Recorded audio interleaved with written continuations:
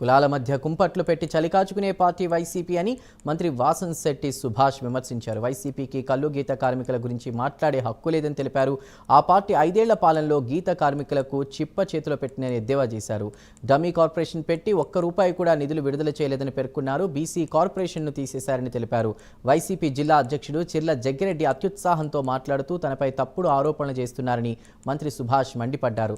సమస్య ఉంటే ఆ సమస్యపై అధ్యయనం చేసి మాట్లాడాలని హితవు పలికారు. త్వరలోనే బీసీల కుల ధృవీకరణ పత్రాల సమస్యను పరిష్కరించి సర్టిఫికేట్స్ మంజూరు చేస్తామని మంత్రి వాసంశెట్టి సుభాష్ భరోసా ఇచ్చారు.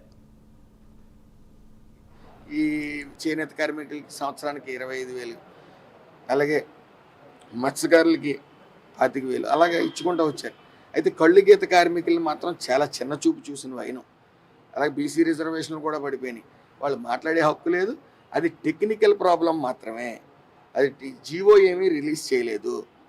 జీవో రిలీజ్ చేయండి టెక్నికల్ ప్రాబ్లం. ఆల్రెడీ ఏదైతే కుల ధృవీకరణ పత్రాలు ఉన్నాయో అవన్నీ ఆపమని ఇచ్చాం.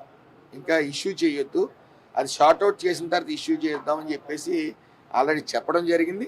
26 మంది కలెక్టర్లకు కూడా ఈ యొక్క రిప్రజెంటేషన్ నేను పంపడం